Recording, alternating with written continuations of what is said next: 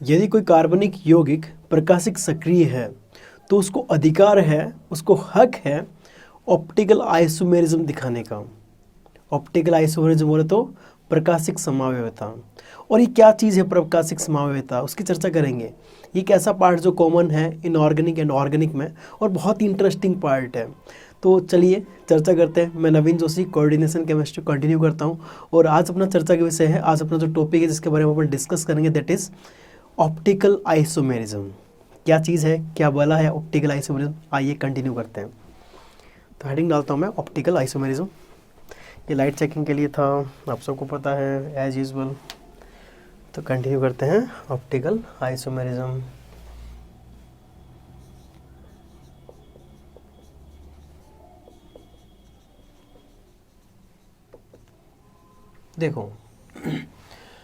देखो सबसे पहले ऑप्टिकल आइसोमेरिज्म जब अपन चर्चा करेंगे कौन सा ऑप्टिकल आइसोमर है या इसकी डेफिनेशन क्या है, कौन ऑप्टिकल आइसोमेरिज्म शो करेगा नहीं करेगा। सबसे पहले ये पता होना चाहिए कि कौन सा ऑप्टिकली एक्टिव सब्सटेंस है।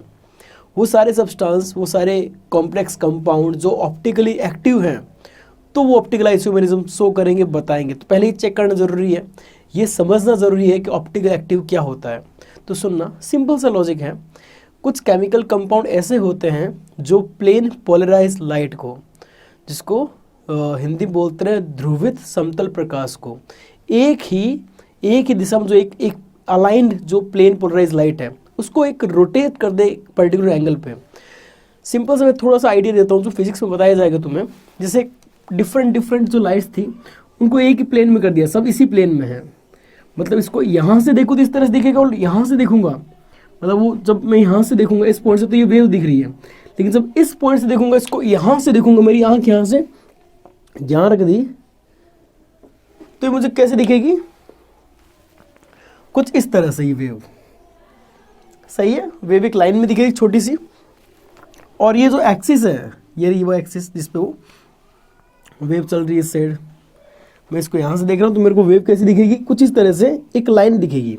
तो ये प्लेन पोलराइज लाइट है, वो एक ही उसमें मिक्सचर था, उसमें प्लेन पोलराइज लाइट में अपन इसको कन्वर्ट किया। अब सुनना, ये प्लेन पोलराइज जो लाइट है, ये वाली, ये जो लाइट है प्लेन पोलराइज लाइट, इसकी डायरेक्शन यदि चेंज कर दे, मतलब उसका एंगल पे रोटेट कर दे। कौन रोटेट कर दे? जब इस लाइट को किसी केमिकल सब्सटेंस से गुजारा जाए। मतलब केमिकल सब्सटेंस की इतनी औकात, इतनी क्षमता कि वो एक लाइट जो प्लेन पोलराइज थी उसको किसी एंगल पे रोटेट कर दिया। मतलब इसने कुछ किया उसके अंदर, उसने कुछ जादू किया।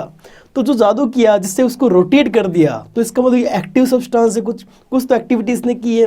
तो उस ऑर्गेनिक सब्सटेंस जिससे गुजारने के बाद प्लेन पोलराइज लाइट किसी एंगल पे रोटेट हो जाए, उसको बोलते हैं ऑप्टिकल एक्टिव सब्सटेंस। ठीक है, ऑप्टिकल एक्टिव सब्सटेंस पता चल गया। अब ये ऑप्टिकल एक्टिव है तो क्या करेंगे, ये ऑप्टिकल आइसोमेरिज्म दिखाएंगे। अब सबसे पहला डाउट यार, सर हम हर बार क्या इसको गुजार के देखेंगे, उस ऑर्गेनिक या इनऑर्गेनिक सब्सटेंस से पीपीएल को गुजार के देखेंगे क्या कि ये प्लेन पोलराइज लाइट को किस एंगल पे रोटेट कर पा रहा है या नहीं कर पा रहा है? तो ऐसा कुछ नहीं करना आपको। आपके सिंपल से दो तरीके हैं, दोनों में से कोई भी एक चेक कर लेना। यदि दोनों में से कोई भी एक लग रहा है आपका, तो वो प्लेन पोलराइज लाइट को रोटेट कर देगा, वो समतल ध्रुवित प्रकाश को घुमा देगा, घूर्णित कर देगा किसी एंगल पर, क्योंकि वो प्रकाशिक सक्रिय है, ऑप्टिकल एक्टिव। तो सर वो कौन से तरीके, उन तरीकों की चर्चा करते हैं। तो ऑप्टिकल आइसोमेरिज्म के लिए सबसे पहले पॉइंट ये पता होना चाहिए, those molecules which having ability to rotate plane polarise light, they are optical active substance. पहले ऑप्टिकल एक्टिव होना चाहिए। तो डिसाइड कैसे करें ऑप्टिकल एक्टिव, उसको लिखते हैं। तो पहला पॉइंट लिखते हैं, आ जाओ पहला पॉइंट लिखते हैं, सिंपल सा है पहला पॉइंट। मैं हाफ पार्ट में डिवाइड करता हूँ बोर्ड को, एक पार्ट में कुछ अच्छी चीज़ लिखनी है मेरे को। तो पहला पॉइंट क्या है, दोज इनऑर्गेनिक और ऑर्गेनिक सब्सटेंस which have या having ability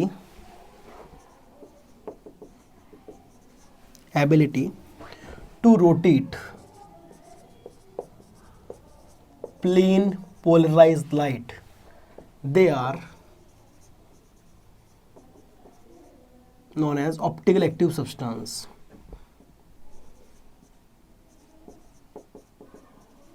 या optically active substance.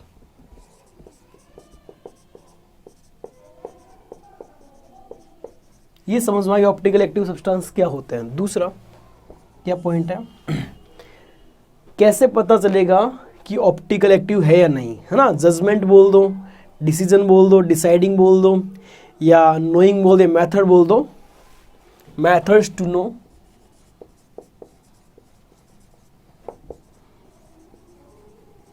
Decide optical active substance.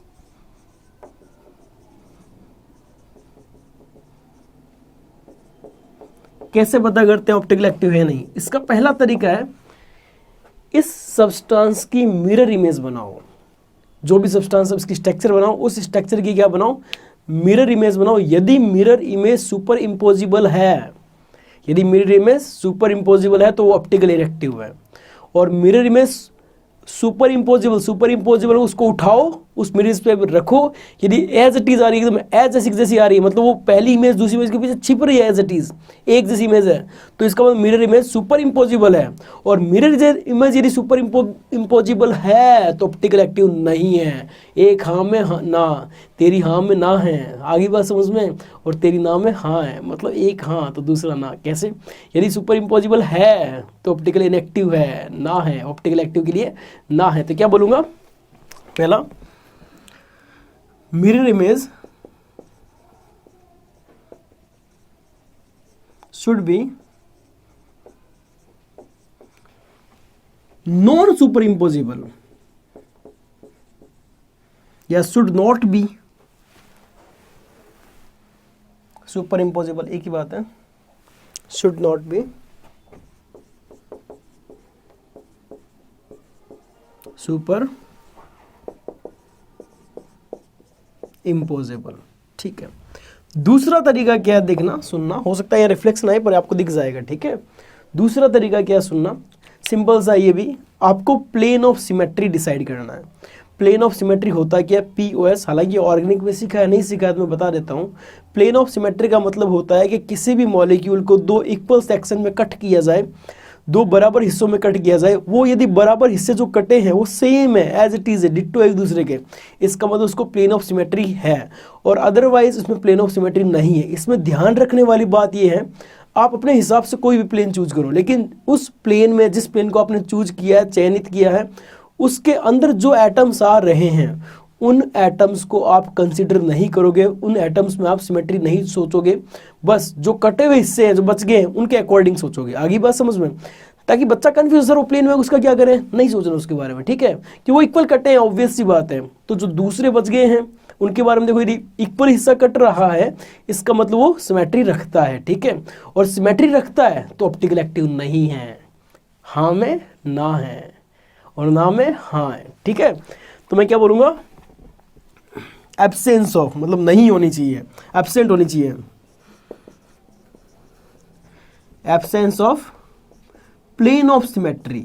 यदि प्लेन ऑफ सिमेट्री एब्सेंस है तो ऑप्टिकल एक्टिव है। क्या देखा अपन ने, बस इतना सा सीखा कि ऑप्टिकल एक्टिव कब है, ये चीज सीख ली। और दूसरा क्या सीखा, पहले ये चेक करो कि ऑप्टिकल एक्टिव सब्सटेंस है नहीं। यदि ऑप्टिकल एक्टिव है तो तुम जाओगे ऑप्टिकल आइसोमेरिज्म पे, अदरवाइज नहीं जाओगे। ठीक है, चलो दूसरा, अब ये पता चल गया साहब कि ऑप्टिकल एक्टिव है या नहीं, इसका आइडिया लग गया। तो तीसरा पॉइंट क्या है, सुनना, अब डेफिनेशन आ रही है, डेफिनेशन सुनना।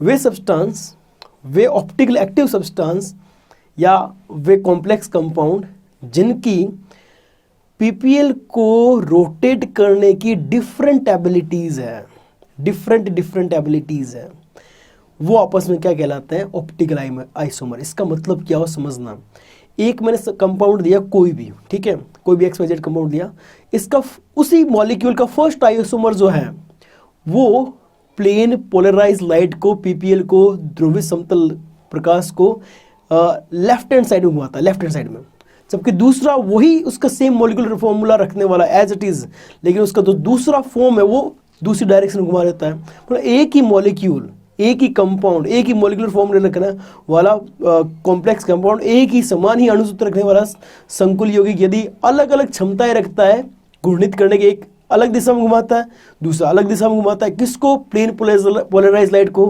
तो वो दोनों आपस में समान मॉलिक्यूलर फॉर्मूला लगते हैं और वो दोनों आपस में क्या कहलाएंगे, ऑप्टिकल एक्टिव, या फिर सॉरी ऑप्टिकल एक्टिव नहीं, वो आपस में कहलाएंगे ऑप्टिकल आइसोमर, प्रकाशिक समावेवी। तो मैं क्या बोलता हूँ, डेफिनेशन बोलता हूँ हिंदी इंग्लिश दोनों में। इंग्लिश में लिखूंगा, हिंदी में आप जब बोलूँ तब नोट कर लेना, ठीक है। दोज सब्सटेंस या those complex compound which have different abilities to rotate PPL, plane polarised light, they are known as optical isomer and this phenomena is known as optical isomerism. Hindi में वे यौगिक, वे संकुल यौगिक जिनके पास प्लेन पोलराइज समतल ध्रुवित प्रकाश को घूर्णित करने की भिन्न भिन्न क्षमताएं होती है, वे आपस में क्या कहलाते हैं, प्रकाशिक सक्रिय होते ही हैं, लेकिन आपस में क्या करेंगे, प्रकाशिक आइसोमर समावेवी, ठीक है। तो मैं लिखता हूं दोज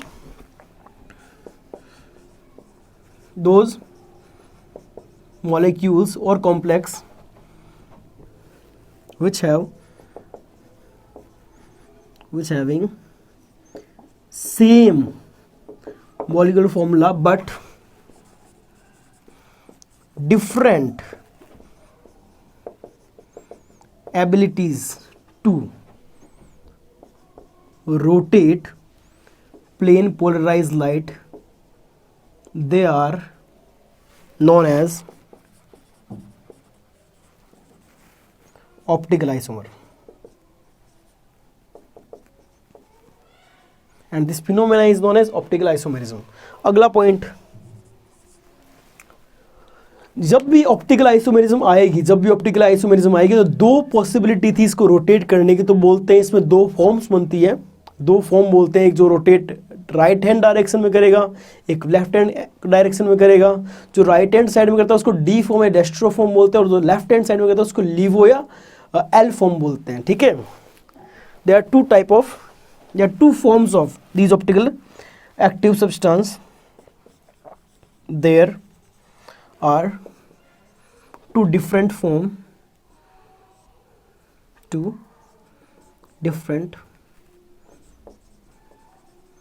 forms are possible. कौन सी?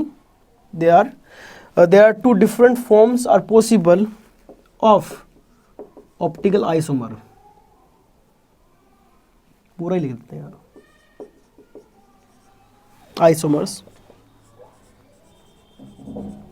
पहला जो है फर्स्ट फॉर्म है डी फॉर्म, डेस्ट्रो फॉर्म, जो राइट हैंड साइड में करेगा, और सेकंड है लीवो फॉर्म, एल फॉर्म, जो लेफ्ट हैंड साइड में रोटेट करेगा। और मजे की बात क्या है, एक ही मॉलिक्यूल का जो दो फॉर्म्स बनती है, दो डिफरेंट फॉर्म्स बनती है, इनको कंबाइंड क्या नाम दिया गया है, एनेंशियोमर।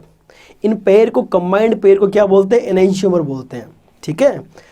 एक ही मॉलिक्यूल के दो अलग अलग फॉर्म है, तो उनमें रिलेट करना है, तो उनके क्या नाम से जाना जाता है, एनेंशियोमर, ठीक है। तो इनको आपस में क्या बोलते हैं, एक ही मॉलिक्यूल दो डिफरेंट फॉर्म है,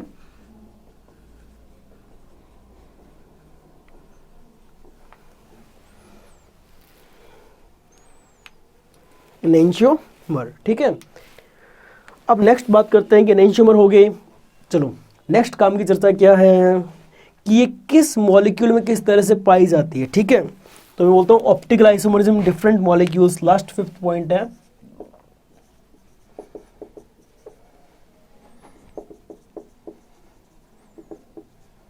in different molecules,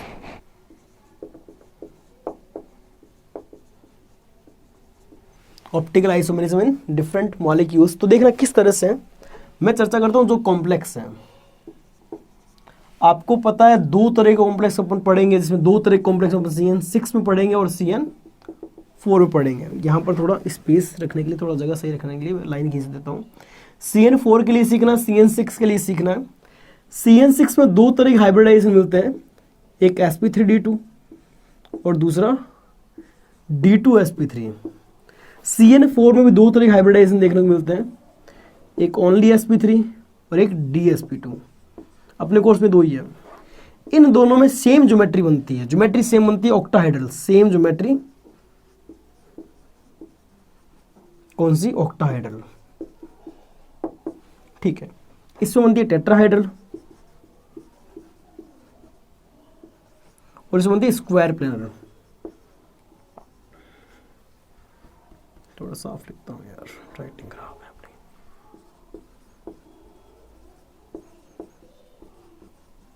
square planar. अब सुनना, ये जो है sp3 इसकी जिम्मेवारी ऑर्गेनिक वालों ने ली है।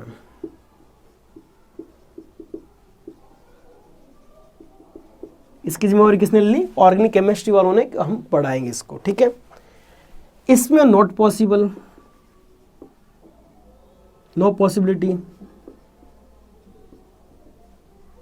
और इसमें बात करें, यदि दोनों में सेम ज्योमेट्री तो इसमें डिफरेंट टाइप के केसेस बनेंगे, वो अपन सीख लेंगे। मतलब अपने को केवल ऑक्टाहाइड्रल ज्योमेट्री में ही सीखना है, ऑक्टाहाइड्रल ज्योमेट्री में ही सीखना है। जो कॉम्प्लेक्स ऑक्टाहाइड्रल होते हैं उन्हीं में ही ऑप्टिकल आइसोमेरिज्म सीखनी है। पहला तो ये झंझट ही खत्म हो गया सारा। अरे यार ये 1 2 3 4 वैरायटी हमने कितनी कर दी? एक वैरायटी, बस एक वैरायटी सीख जाओ ना यार, एक वैरायटी से झंझट खत्म, ठीक है। इसमें ऑर्गेनिक वालों जिम्मेवारी ली। इसमें नॉट पॉसिबिलिटी क्यों आया, नॉट पॉसिबल क्यों आया, नो पॉसिबल क्यों आया? क्योंकि आप स्क्वायर प्लेनर ज्योमेट्री में क्या कर सकते हो, जो स्क्वायर प्लेन बना है उस स्क्वायर प्लेन के अलोंग ही कट करो ना यार, तो ज्योमेट्री अपना मिल जाएगी। हाँ, एक ऐसा केस, एक अलग बात है कि जो लिगेंड है वो ऑप्टिकल एक्टिव है, वो उसकी जो मिरर इमेज है वो सुपर इम्पोजिबल नहीं है, तो उस केस में क्या पता है ऑप्टिकल एक्टिव आ जाए, अदरवाइज नहीं आता, ठीक है। ये केस ध्यान रखना थोड़ा। और रही बात इसकी, तो इसके डिफरेंट केसेस लेंगे, एग्जांपल्स लेंगे, पूरा एक वीडियो लगेगा, इसमें अपन इतना ही सीखते हैं, ठीक है। तो इसमें किस तरह से चर्चा करेंगे, क्या तरीका रहता है, क्या रटना है जो दूसरी दुनिया रटाती है वैसे, या अपन सीख के भी कर सकते हैं, वो सारी चर्चा नेक्स्ट वीडियो में आने वाली है, तो टेंशन मत लो, बढ़िया सीखेंगे। और इस वीडियो को आपने देखा, पूरा देखा, बहुत बहुत धन्यवाद। इस तरह से देखते रहिए, सीखते रहिए। Thank you so much for watching.